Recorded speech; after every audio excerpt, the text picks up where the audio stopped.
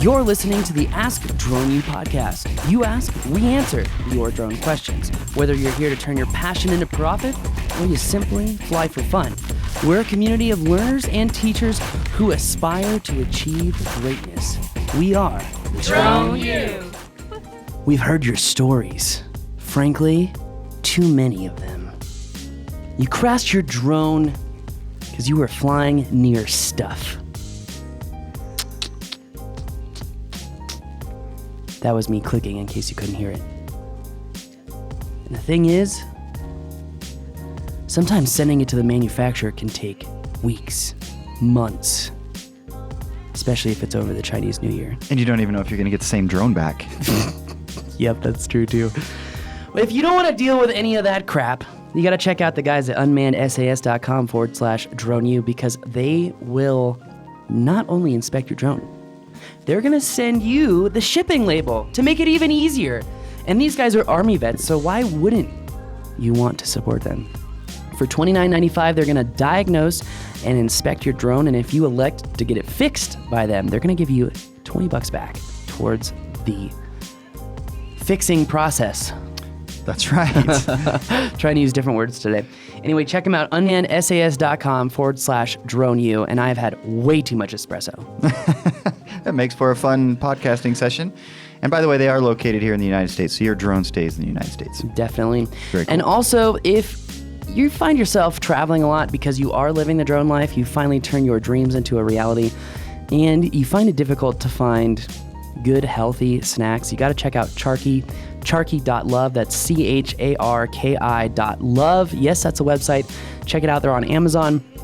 If you love spicy stuff, check out the red chili flavor. If you love just great jerky that's nitrate-free, chemical-free, gluten-free, check out sweet and spicy. Can you only eat paleo? Well, check out the salt and pepper flavor then. But anyway, guys, that is going to do it for our sponsorships today. And we just want to also thank you as a sponsor, because without you, your questions, and your viewership, guess what? We wouldn't be here. So thank you very much.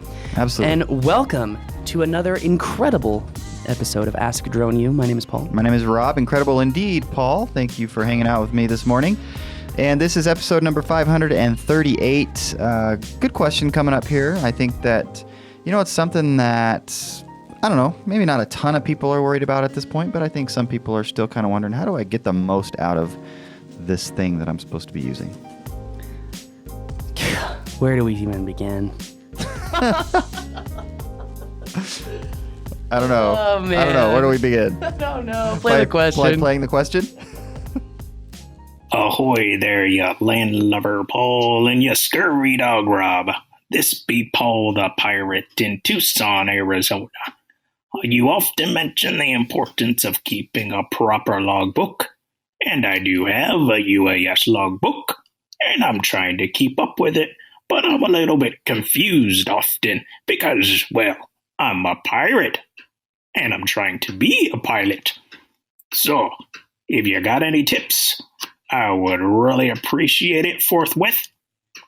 Thank you very much, and watch out for those pirates off the Court of Maine.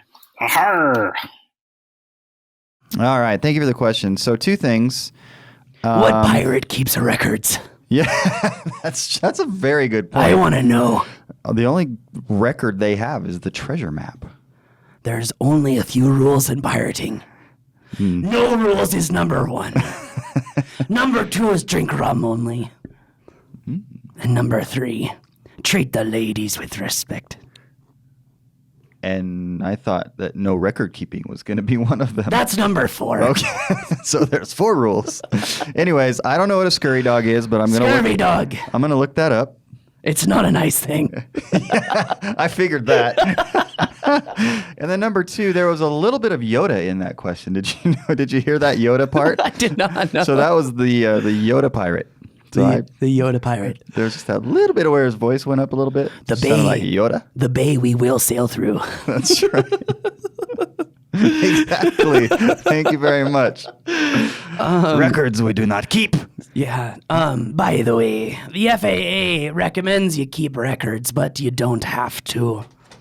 So I just want to clarify that right there. You do not have to keep records as an RPIC. How can you keep good records?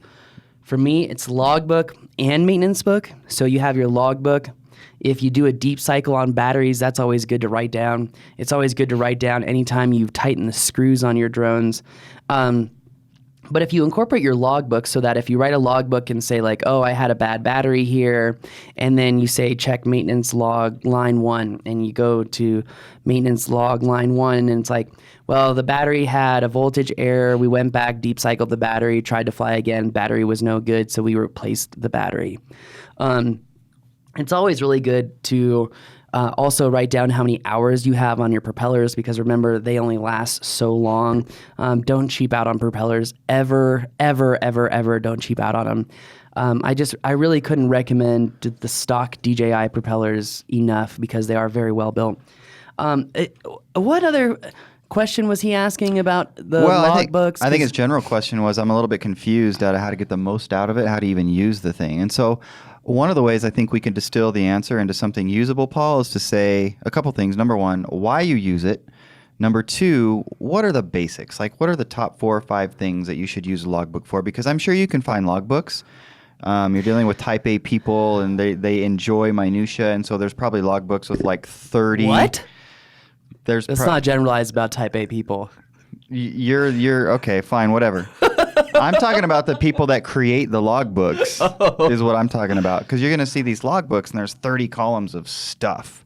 So distill it for Paul and our listeners in terms of what should I actually be thinking about. First of all, using a logbook really isn't necessary. It's just not necessary if you're using only DJI stuff. But the thing that you got to be careful about with using DJI stuff is that it doesn't always save your records. It's not necessary because of the telemetry data? Is that what you're talking about? No. I'm saying it's not necessary because if you fly all DJI drones, they all work off of the same 2 apps. So it's very easy to keep the information on how long you've flown, the batteries, and all that. It's all there. If you're flying a bunch of different drones, then logbook is very necessary. And what are you trying to get out of the logbook? The whole idea is to really keep tabs on your maintenance on different pieces and parts of your drone. It's also important to really help you define the health of your drone and to keep records. If you ever have a crash, it's a great point of reference to show the FAA to say, look, I did take care of this thing, I replaced the screws on the motor mounts after 100 hours. I did this, blah, blah, blah, blah. After 1,200 hours, though, on my Inspire 1, I really have not had to do anything other than replace the props, tighten some screws, and clean stuff up. I mean, it's really, if you take care of these things, they last a long time. It's like a Toyota, right? If you take care of it, it lasts a long time. But in the logbooks, it's also very important when you're logging this information to be able to tell the longevity of each individual part. So it's like you're doing almost statistics on your own parts. Like, okay, well, I've already had to replace 8 batteries, so I know I can get about 50 cycles out of the battery. Or, I've replaced my props 5 times since I've owned this drone. The whole idea is to really help you. So whatever logbook you're using, like John Rupert came out a long time ago and he was like, FAA approved 333 logbook. Well, I'm glad the 333 is pretty much done because there is no such thing as an FAA approved logbook anymore, at least for drone pilots, for RPIC. Mm-hmm. And it says it very clearly in AC 107-2. It says logbook recommendations, which means they are not required. Now, it's just like, if you get pulled over, if you've got your insurance card printed out and your registration ready to go to the officer, you're going to look a little bit more put together to the officer. But if you're searching on your phone for proof of insurance and they don't take a digital copy, you just look stupid, which sucks because for me, I always have a digital copy. They look stupid in that case. They do look stupid. I don't know about that. No, often I got pulled over a year and a half ago in Arizona, and I'm like, well, I've got insurance. I can prove it to you. Because my car is financed, and if I didn't have insurance, they'd repo the car. And I'm like, so let me just pull it up on my phone. The service is just a little slow. And he's like, well, you're supposed to have a printed copy of that, son. And I wanted to be like, your car runs off a computer, right? You know that everything is available online. There's no difference between what's online and what's on paper except ink. Right. Like, Anyway. Which leads us to it'd be nice to have a nice app that does all of this stuff, which is something that we're talking about. Well, there are, and in fact, was it Skyward or someone sent me one of those little devices that you can put on different drones to log all the hours in one place. And honestly, it's just so much work to do all that. I just don't do it.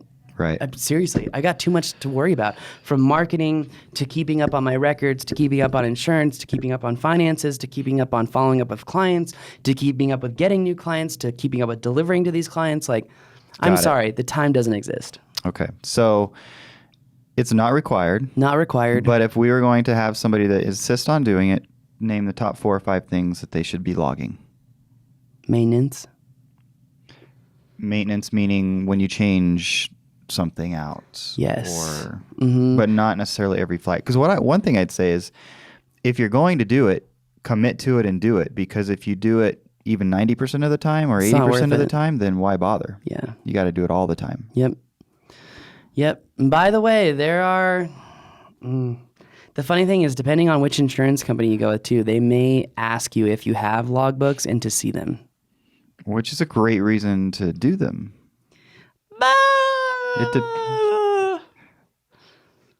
It depends on if you're going to get a premium reduction because of it, or maybe even get insurance. I've never seen that. I have never seen that. But the insurance industry is shifting even as we speak as it relates to drones. And Totally. so we don't know because one of the things that the insurance industry is dealing with as it relates to drones right now is that they have a perceived pretty high level of risk.